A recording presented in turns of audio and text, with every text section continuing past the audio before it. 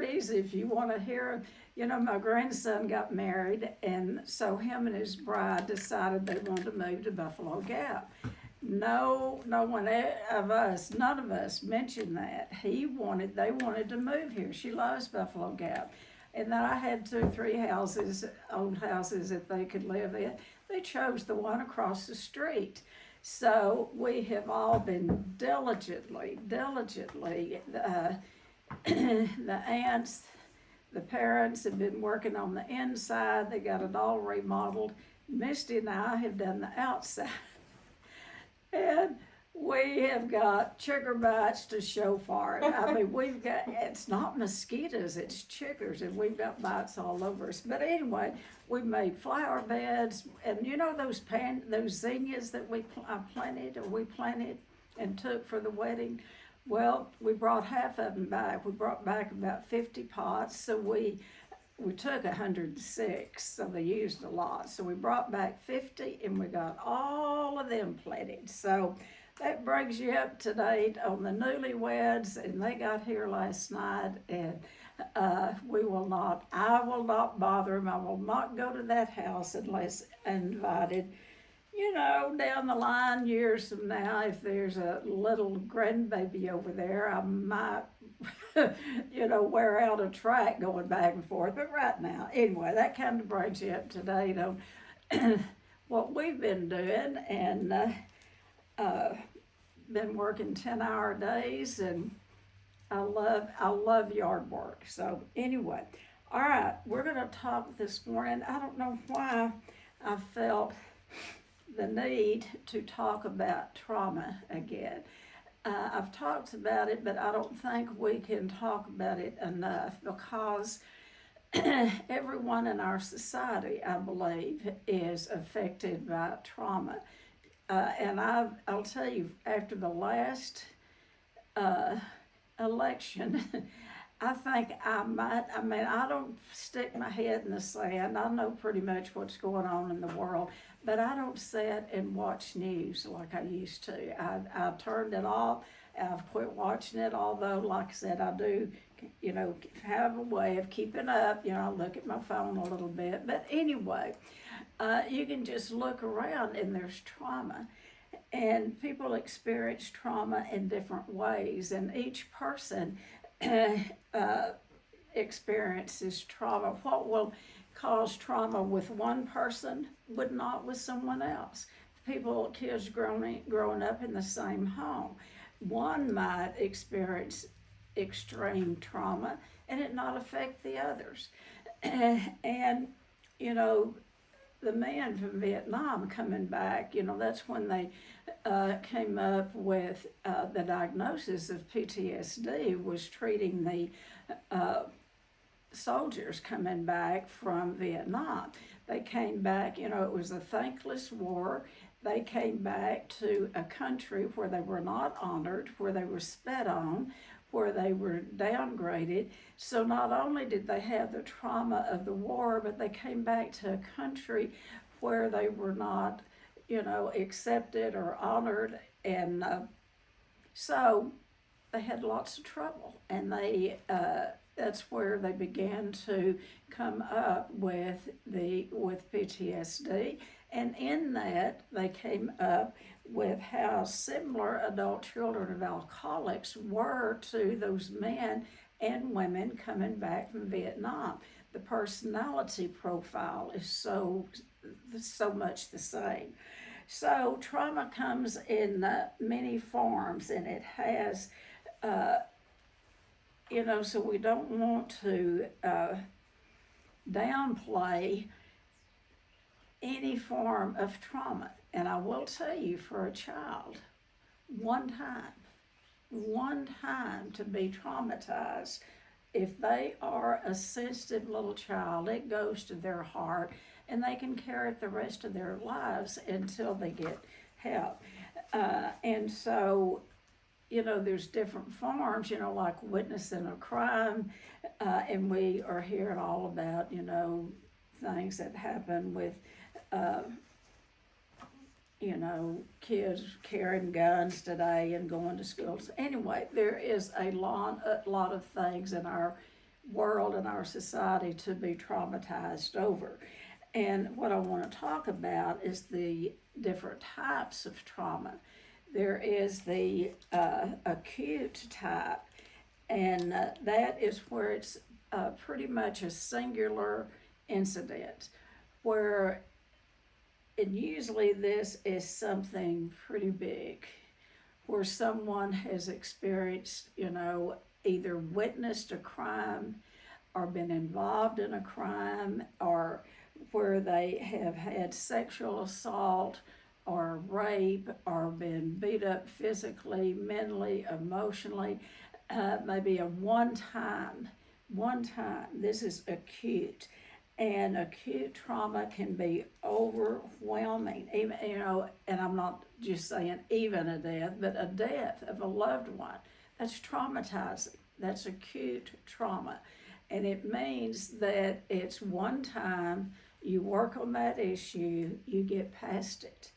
And if people will work on that, grieve the death, grieve the loss, get help over it, people can get past pretty rapidly if they will work on it, allow themselves to feel the feelings, not deny the feelings, and really work on that one time, that isolated event, then they don't carry it forever.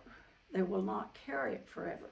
But I'll tell you, when something happens, and I'll tell you this instant, and I've told this story before, but it bears to repeat because it's such a good illustration of what acute trauma is and how traumatizing it can be to a child.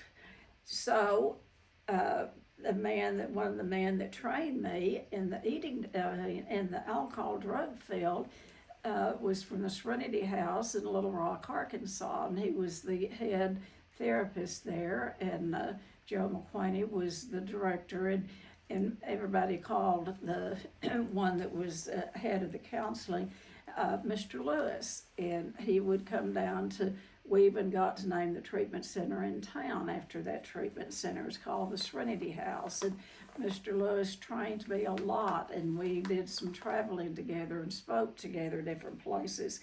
And one day, early in our friendship, and I asked Mr. Lewis his story. I knew that he had met Joe in prison.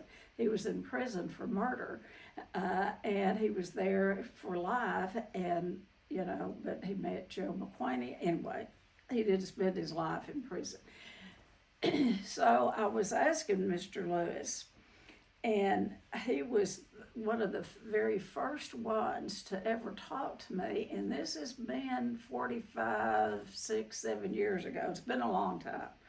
And he was the first one that I've ever talked to that I listened to about the impact of trauma. And he was telling me the story of when he was a little boy. He was between 4 and 5 years of age. He had a brother 8 years that was 8 years old. The little boy, his brother was in school. Mr. Lewis stayed home with the mother. She was a housewife. And he loved and adored his father. He loved and adored his father. And they had this ritual that every day, and his dad rode the bus to and from work, but every day Mr. Lewis would run to the corner, and his mother would watch from the house as he ran down to the corner to meet the bus when his dad got home from work. It was a ritual. Kids love rituals. Do y'all know that? They love that, what they can count on and doing something every day. And that built a relationship with that little boy and his father. The father would get off the bus, the little boy would run to him, the father would pick him up, hold him, hug him, carry him back to the house. And then one day, the dad was gone. And he took the 8-year-old brother with him. And actually, he never had a relationship with his father after that. Mr. Lewis didn't.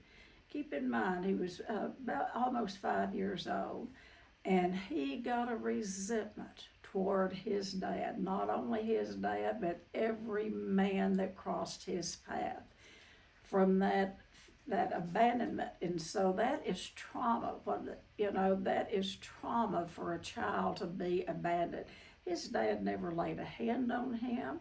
He wasn't physically abusive, but emotionally abusive, and physically, because he abandoned the child. He was abandoned. And Mr. Lewis grew up one angry man, and he murdered several men in his lifetime. And that's when Joe met him in prison, and long story short, they got him out of prison, and he became one of the best therapists that I've ever seen, ever. But I'm telling you that story about how one incident can affect a child, and they carry it. And so that's what acute trauma is. If you've experienced, witnessed a murder, or if you have, it's a one-time incident that can affect your life the rest of your life. So, and if you have more incidents of trauma, which a lot of people do, you can be traumatized in a lot of different ways. And so when you've had trauma in a lot of different areas, that's what we call complex trauma. Maybe it started out, maybe you were bullied in school. That is a big one. And we never talked about the bullying in school until the last few years. The last few years, I don't have the stats on it, but the last few years, there have been so many children under the age of 13 that have killed themselves over childhood, being bullied at school. That is complex trauma, because it didn't happen one day. When kids find a target, and they usually find a target, a child that has, they're either shy, or they maybe stutter, or they do something, they have something, or they're overweight. I was the one that was overweight and was bullied in school, and I can think of that and just want to shudder. I can tell you everything they said to me. But anyway, I've worked through that, so I'm not that fat kid anymore. But it has a huge effect on children. And so when they have, that childhood trauma, and it could be, like being bullied, it can be, and then as they grow up, it's almost they have a target on them, and they can experience different forms of trauma in their adult life. Now, I will tell you, once you have been traumatized, particularly about the bullying, we can become our own abusers. Think about that. If we don't do the work around it, we can become our own abusers, because we let that stuff play out in our heads over and over and over and over, and that keeps us from being fully present in our adult life. Or we can blame every failure in our life over on that, what happened at school. So anyway, complex trauma is more than one time, and it can be different types of trauma. And what it can lead to in any forms of trauma, but particularly complex, where it goes on, and it's different types of trauma that you've experienced through the years. It can turn to mental illness, like PTSD, depression, anxiety, and it can reshape a person's thoughts altogether, and their behavior in their daily life. This stuff is serious, folks. They can begin to act out the trauma, when they grow up. If they don't work on that trauma, it's still stuck inside the brain and in the body. The issues live in the tissues. And if they don't work through that, what happens, it can be passed down to the ones they love the most. It can be given to the wife, it can be given to the kids.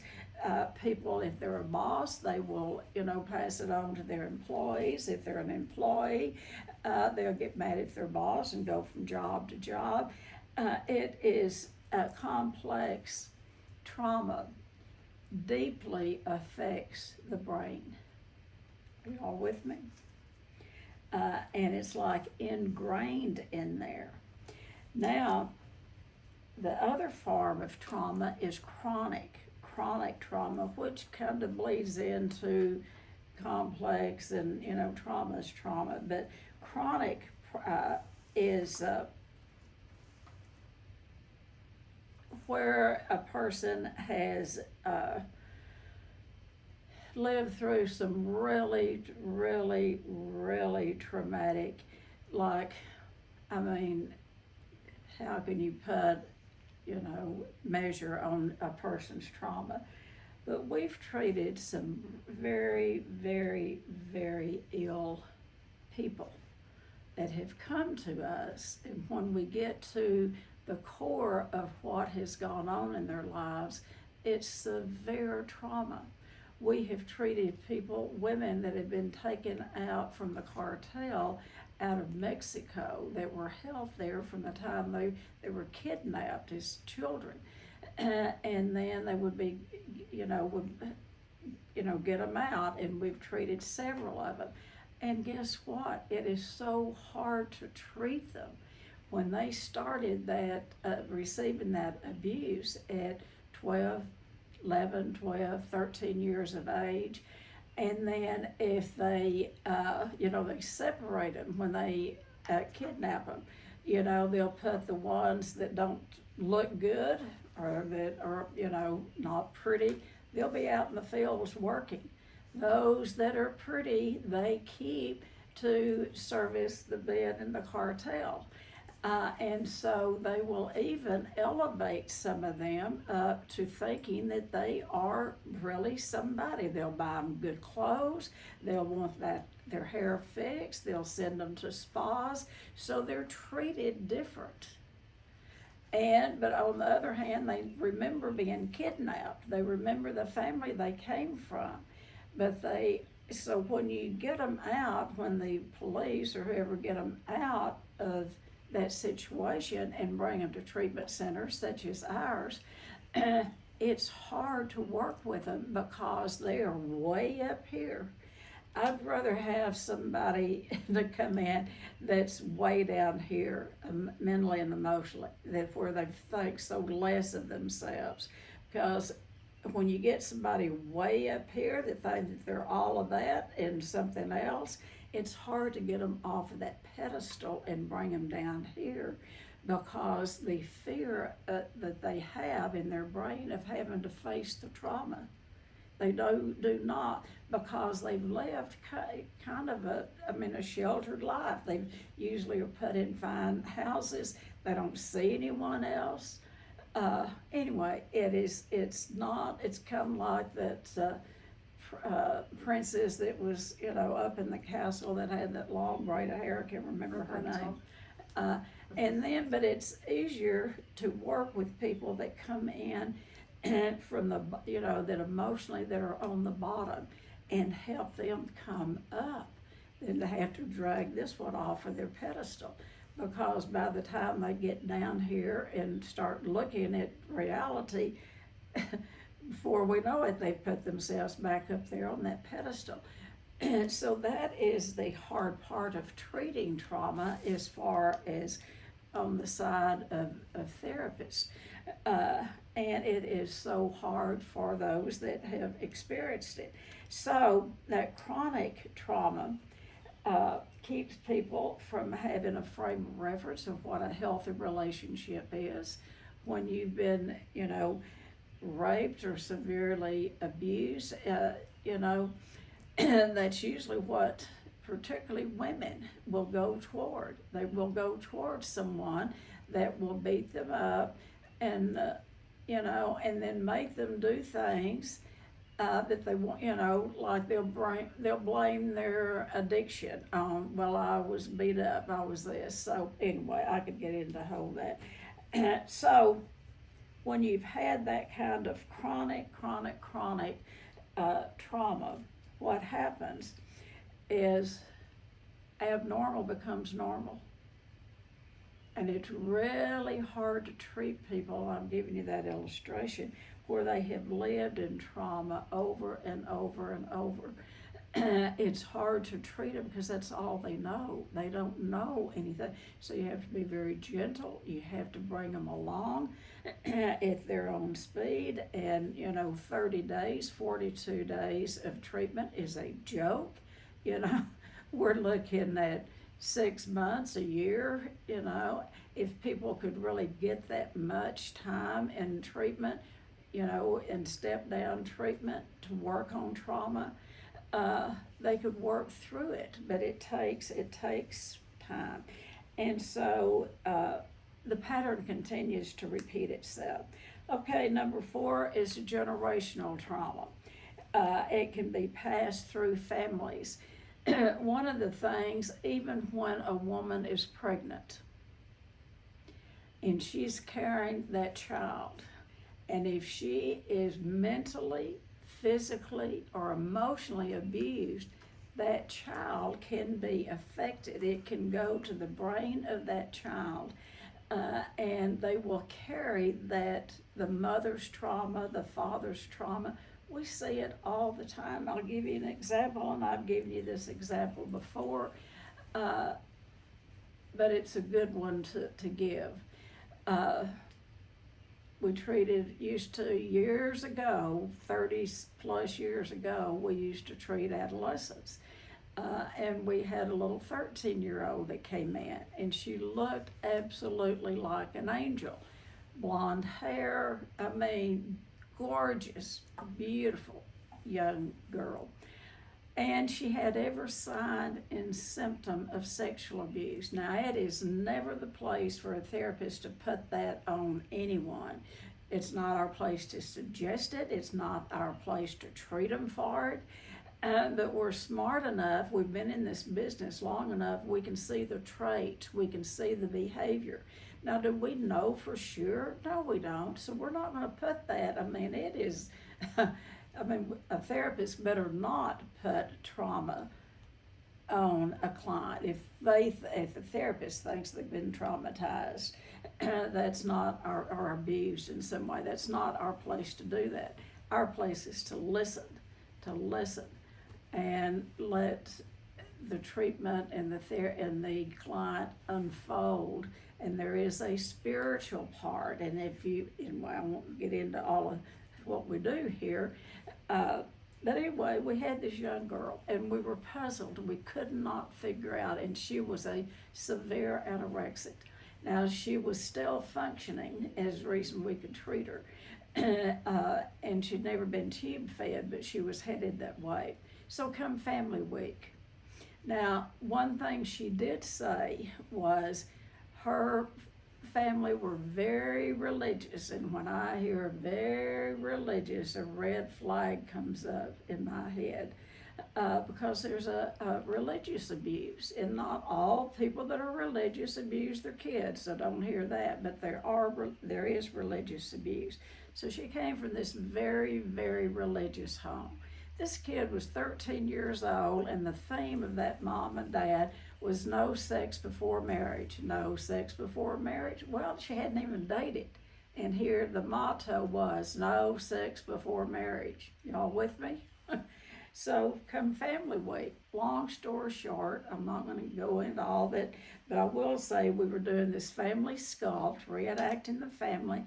They do it. We don't know what the family looks like. We're just coaching. We just stand up there and they show us what the family looks like. So what came out was her mother had been sexually abused by her preacher father until she turned 18 and left the home.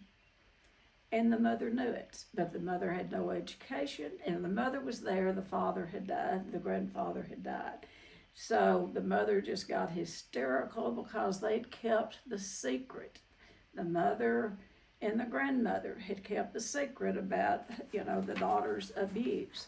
So children pick up parents' unresolved conflict.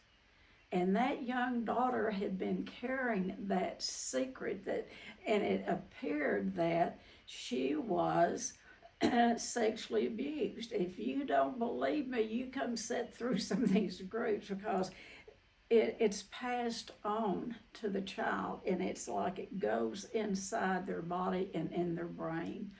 They don't know where that comes from, but when we saw that and heard, and the child did not know her mother had been sexually abused. And so we got into about no sex before marriage. And we got to talking, and they married very young while she was still in high school to get her away from her dad, mainly. And so I said, really? And you left high school? She said, no, I went ahead and graduated. She looked over at her mother. Long story short, she was pregnant when they got married. She was pregnant, so they had had sex before marriage. Now, the whole theme was no sex before marriage. That's what I'm talking about. That's what this generational trauma is. Generational, passed on. And it, usually starts with a traumatic event. And, it can be racism, it can be discrimination of any sort. When you live, I lived with a father that would put Archie Bunker to shame, that was in All in the Family. He was so racist. My father was the most racist man you can ever imagine. And so, I could have gone either way. I could have been racist, but I wasn't. I went extremely the other way, and he hated that about me, among other things. And so, generational trauma is passed on from generation to generation, from parent to child, and but keep in mind that it can start even as in the womb. That is what how early trauma can start with. If the mother happens to be in a physical abusive relationship, absolutely. But it doesn't have to be all physical. It can be mental, it can be emotional, it can be rage, living with a rager. That child can be affected. Okay, so I want to give you some common causes of trauma. I've already gone through some of them. I'm just going to give you a list. And some of them you may not realize that they can cause that much trauma in a person, but I guarantee it can. And that is war and conflict. I was thinking about the war and these kids coming out of these war zones. What in the world is that doing to the children? Anyway, war or conflict, natural disaster. Where there is a tornado. I mean, we were in Oklahoma a couple of weeks ago, and a town about 50 miles south of us up in Oklahoma was completely wiped off of the face of the earth by a tornado. It killed, I think, 4 or 5 people, but the town was wiped out. Those people, those children are going to suffer from that natural disaster probably the rest of their life. They will need to do some trauma work. Number 3 is any form of abuse or neglect in childhood. 4, domestic abuse, physical or verbal. That is, if you're the victim of it or you observe it as a child, that domestic abuse. And it's even worse when, if all the neighbors know it and they see the police cars there and all that, there's something that is, as sick as that is, it's even better for a child because it's out in the open.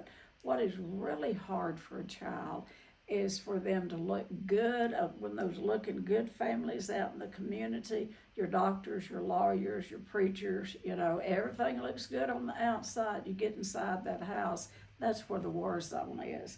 And that's that domestic abuse. It can be physical, it can be verbal. And then number 5 is a medical emergency with a child or parent. That's traumatizing to a child, if there's a medical emergency. I'll just give you this little, it's a big illustration. And, this is, no one caused this, or, these things happen. And my son, he was 9, and his sister was 6 and he was 9, and they had had chronic sore throats all their lives, and they were getting ready to have their tonsils out, both of them. And what happened is they were going to not do it both at the same time. So Kim, I don't know if she's listening, I hope she is, but anyway, she went first. So we had been remodeling an old house that we lived in, and we'd been up to about 2 o'clock in the morning working on the house, and we'd gone to sleep, and we was so tired, we just passed out. And the next thing, I woke up, and the neighbor next door was screaming, waking me up. We didn't even lock our doors, and we were all real close friends at all, and she came and woke us up, and she had heard Kim, my daughter, who was upstairs in her bedroom screaming, and we ran up there, and what had happened was a blood vessel had burst in her throat, and she was literally bleeding to death. And so we rushed her to the hospital, and that was even tragic because there wasn't enough staff to work on her, and so my husband and I had to go into the operating room with the doctor to hold her. So he didn't even have time to do anesthetic or anything. He had to shut that off because her blood count was going down to nothing. She was bleeding out. So that happened when she was 6 years old. She is 59. And when the kids get together, by the way, my son Kelly has never had his tonsils taken out.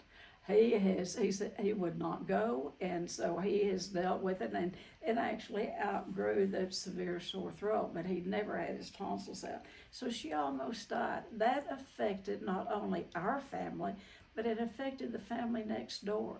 It affected the doctor. The doctor was an MD.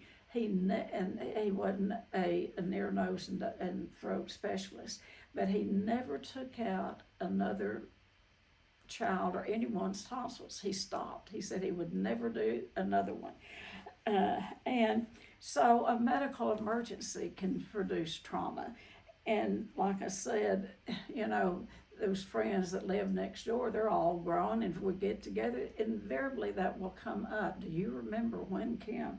So trauma, and Kim has had to do a lot of work around that. I've had to do work around it. And so number 6, community violence. We read about it in this little town. I don't know that we've ever experienced any community violence. I do know that we had 3 elders to but froze to death there in that bad ice storm. That was traumatizing to everyone here because we were all in our houses and had no idea that there were elderly people that didn't have heat. And the whole community, was traumatized over that. Number 7, grief or loss. Even moving can be, for a child, can be traumatizing. Another 30 years ago or more, treated this young woman that severe anorexic. And a good family. We could not find one thing. There was no addiction in the family. Just solid people, just the nicest people. And here, their youngest daughter was dying from anorexia, and dying. She was severe anorexic. And when we got into the history, and this is how trauma can work. They lived in a modest. He was a fireman, and they lived in a modest ranch-style house way off in California somewhere. I mean, just a modest home. 3 bedrooms. They had one son, 2 daughters. So the oldest daughter and the youngest daughter shared a bedroom. And there was quite a bit of age difference between the two. But the young daughter looked at her older sister like as a mini mother, and loved being around her friends, and just loved watching, her older sister be a teenager and all that.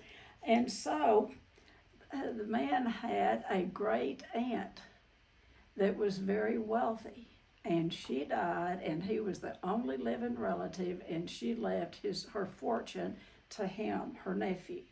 And overnight he became wealthy. Overnight. First thing they did was build a huge 2-story house. I mean, it was an exciting time. Everyone was going to get to have their own bedrooms. This house was huge. The older daughter had a bedroom at one end of the upstairs. The younger daughter had one at the other end. Why would that be traumatizing to a child? That was the key. That's why we do the work that we do, is to help get to that core. And one day that child broke down and she said, I just miss my sister. I miss her friends. And I mean, just the distance from one end of that hall to the other was traumatizing to that child. Everything had changed. And 12 or 13 are very sensitive ages. So anyway, I don't know how I got into that, but grief or loss of a loved one, or change, a big change. 8 is severe accidents. Severe accidents. I used to live in the Midland, Odessa area, the big oil field district out west, and there was a well that had not been capped off when they finished the well, and I don't think they even found oil in it. But anyway, it wasn't capped off, and there was a big hole, and these people, they were. I think the dad watched the land. I think he was I can't think what the word, but anyway, they lived in a trailer house out there, and they had a 3-year-old toddler, and that toddler was, toddling around and all, and they didn't even realize that hole was there. It had been covered up with brush and all. That toddler fell in that hole. Are y'all with me? Everybody in the world, it went international. That was before we had the communication that we have now. We had, the newspaper come from everywhere. It went international. People she was so far down, they could not get the child out. Anyway, they did get her out. And every year, she will do something, she does something, and you can look it up. It's not, she still talks about it. But that was a severe accident. That was no one's fault. But she suffered from that, and not only her, she says that she remembers very little of it, but her body has remembered. But her brain hasn't remembered a lot of, but the people there, her mom and dad, it was severe. And like I said, people came from all over the world figuring out a way to get her out, and by the grace of God, they did. So that's a severe accident. Number 9 is school violence. There again, the shootings, those kids that have gone to school in those schools where there's been shooters, they'll never forget that. They'll never, ever. Now, they can do work and they can get past it to live a life, but it's imprinted in their brain. That is the kind of that's what causes severe trauma. 10 is serious health issues, either with the child or with parents or with a sibling. when you've got, it will include alcoholism, drug addiction, eating disorders, anytime that there's one family member that is suffering from any form of illness, let's say, and we treated one, we've treated all kinds, but we treated a woman that her dad had chronic, and she was one of the very first clients we ever had, and we couldn't figure out why she had such severe bulimia. She had it looked like a wonderful life on the outside, but her dad had chronic heart disease, and they had to tiptoe when he'd have one of his spells, and it was all of her life. They had to tiptoe in the house. They couldn't have friends there. They couldn't play music. If they did, it had to be very low. Everything had to be very quiet. She lived her life like that. And then after she got grown, she started bulimia as a young girl, but after she got grown, her dad had, I guess, open heart surgery. They did something that they didn't know before, and he lived. And she had a big resentment. She was glad that he lived, but she had to work through that because it had taken away her childhood. That's what severe health issues in a family can create. And it can be the child themselves. I do not hear about rheumatic fever. Do y'all ever hear about rheumatic fever anymore? At my age, when I was growing up, it was polio and rheumatic fever. By the grace of God, I didn't have polio, but I did have a severe case of rheumatic fever. And that sticks with a child. And then those that had polio and were in braces the rest of their lives or spent the rest of their lives in an iron lung, that's the kind of serious health issues I'm talking about. And then number 11 is miscarriages. That's traumatizing. That's traumatizing to the woman. That's traumatizing to her mate. If there's other children in the family, it's traumatizing. It's hard to explain to little kids. Mama's going to have a baby, and then the next day she's not. It's traumatizing to grandparents or a loss of a child. I cannot imagine anything more devastating and traumatizing than to lose a child. I don't know where you'd even put that in your brain, and I hope to God I never have to experience that. But that's trauma. That's traumatizing.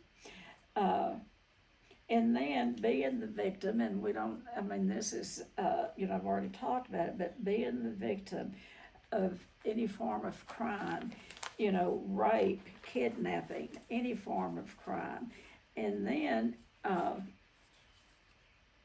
any form of sexual abuse at any age is traumatizing. So not everyone that is traumatized, that has trauma, faces PTSD. We don't know why. We do not know why. There's no answer to why. That's one of the first things I learned when I went to school. There's no answer to why, so don't try to answer when people say why, because you don't know. There are people in the same families that can go through the same experience and won't come out and have the type of trauma that one child or two of the kids will. They will come out and won't have the PTSD.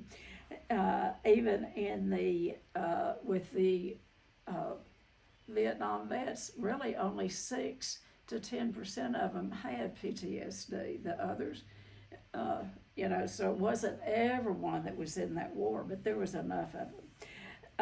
Okay, so what are the symptoms? And I'm going to hurry through this. What are the symptoms of trauma? Recurring memories of the event. That is, if you just keep thinking about it and it goes, at inappropriate times, that memory will come up. That is tells you that you do need to do something about the trauma. Number 2 is flashbacks, reliving the experience. And this is not a dream. This is a flashback. You'll be driving down the street, or you'll have smell a smell, or hear see a light or something and immediately have a flashback, and you're there. You're back into experiencing the trauma. That is a big sign and symptom that you have PTSD that comes from the trauma and that you need help. Number 3 is upsetting dreams and nightmares. I always tell people when we do an intensive, if you're having nightmares and you don't know where they're coming from, or everything's wonderful in your life, but you lay down at night and you go to sleep and you have bad dreams and nightmares, that is our mind wants to, that is God's way, or our mind's way, I think it's God's way of telling us there is something that we need to look at. So I tell people to put a legal pad, a pen by your bed, any kind of paper will do, and a pen by your bed. When you wake up in the middle of the night out of a nightmare, jot down 2 or 3 main points, because invariably you won't remember after you go back to sleep. You won't remember. So every night do that. Take it to a therapist. No one can interpret your dreams but you, but that is that's that trauma trying to work itself out of your body, and that's doing it, coming out in nightmares and in dreams, upsetting dreams.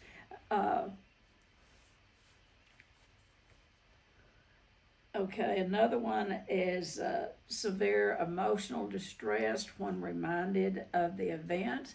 If you remember the event, and then you have a lot of emotions about it, that means you need to get some help. Number 5, making an effort to avoid the memory, just play like it didn't happen, or just try to disown that memory altogether. That's dangerous. The memory is going to come up some way. And it's just any way to try to block out that traumatic event. Number 6 is negativity, seeking other people to, it's like you're just negative, and you gravitate to other negative people, and you just talk about negativity all the time. That is could be a sign and symptom of trauma, where you just kind of, and you may not even be talking about the trauma. It's just, you're just constantly talking about something negative in your life or in the world. Number 7, feelings of hopelessness and depression. Poor memory, difficulty maintaining relationships, that's a biggie. Difficulty maintaining healthy relationships. And then 10, feeling detached or numb. There's people that, they can tell this horrendous abuse story. And we'll just be reeling, and trying to just be there with them. And they just have no feeling about it. No feeling. They can talk about it like news, weather, and sports. They've become numb. And so treatment, what do you do about it? The first thing, you find a trauma-informed therapist, someone that has had specialized specialized training in trauma.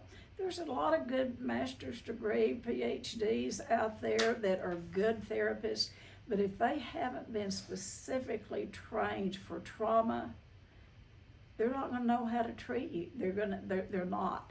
So when you start searching for a therapist, that's a question to ask. What kind of training have they had outside of their master's degree or whatever credentials they carry?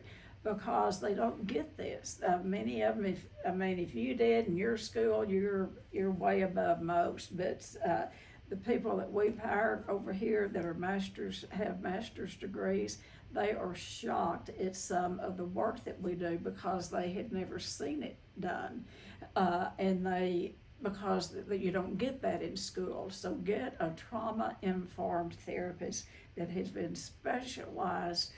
specialized training in trauma.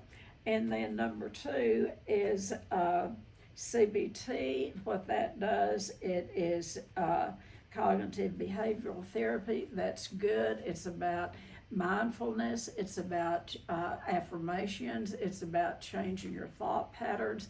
That is good. I mean, all of these things are good, but one, just CBT by itself, I'm not the biggest fan of it, but I love it along with other forms of trauma work, because you replace those negative thoughts. The brain knows. The brain knows, and if you can replace. I used to hear that it takes 6 times the positive to replace one negative. We are surrounded by negativity today, everywhere we go, and we hear it. And so it takes much more positive to offset the negative. That's why we're really big on affirmations and getting people to do affirmations. It can change the brain, but you're going to have to be willing to take the effort to do it. And then number 3 is DBT, dialectical behavior therapy. And there again, that's more about mindfulness, changing the mind. The mind can change. And then this is the biggest number 1 trauma therapy today, and that is EMDR. I love it. I've done it. I did some training. I'm not trained in it, but I've sat through many workshops on it. I've done it myself. I had done all kinds of therapy, which I would do it again. But then I did 8 sessions of EMDR, and what it does, it closes up the gaps in your brain. I'm a big fan of EMDR. She does not need me to promote her because she's got lots of clients, but Karen, my daughter, is trained in EMDR, and she's really good at it, and you can do it on Zoom. So anyway, that is the number 1 trauma recommended therapy in the field today. And 6, prolonged exposure therapy. And this is kind of what we do in intensives, where it helps the client confront the trauma and then begin to work, it's a process to work through it. And that has to be done with trained people. It is a technique, and I don't always like techniques, but you go and get training from a lot of different professionals. You come up with your own way that you can, or that's what I've done, that was the most effective for myself when I would go do. I've never done any training that I didn't go do it myself later, because I wanted to see, because I had enough trauma, I knew that I could, work on whatever I needed to work on and see it from the inside out, but I also had the training. So prolonged exposure. Number 6 is family of origin work. Go back into that family system.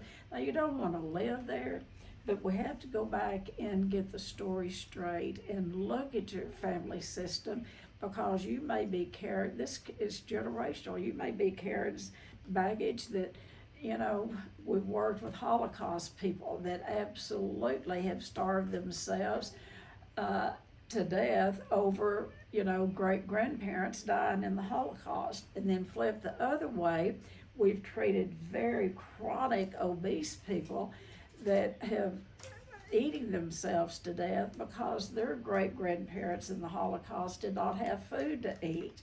So you're going to have to do your family of origin work and get that settled. And so number 8, and see what you're carrying from the past. Number 8 is shame and anger reduction. That's the pre and post, and that's what we do here. That goes along with the prolonged exposure therapy. And if you want to get better, seek help and do the work. If you don't want to get better, don't do the work. But if you have any form of trauma, it's not going away unless you work on it. It sounds like I've stopped sharing and gone to preaching, but I'm really big on this, looking at trauma, and we don't want to create trauma for anyone. But if you continue to have problems in relationships, you continue to have problems with addiction, you continue to have life problems, problems with your kids, your neighbors, and there is something going on inside of you that is demanding that you seek something out here to diffuse those feelings on the inside. That's why we do these intensives, these 5-day intensives. You come in, and we're getting ready to have one, and we'll have another one in June. But you come in and do an intensive, and there was a woman that talked to Misty that was in the last one, and she said she's telling everybody she knows about it because it has completely changed her life. People are asking her if she's had a facelift or what's happened to her, that it completely changed her life. And they will if you get in and do the work. If you don't want to do the work here, go do it somewhere else. You cannot get any better and get past where you are without doing that inner work. So I've taken up the whole time. I hope you've learned something. We've got a few minutes. Who would like to share about trauma release work? Have you done your trauma work? Are you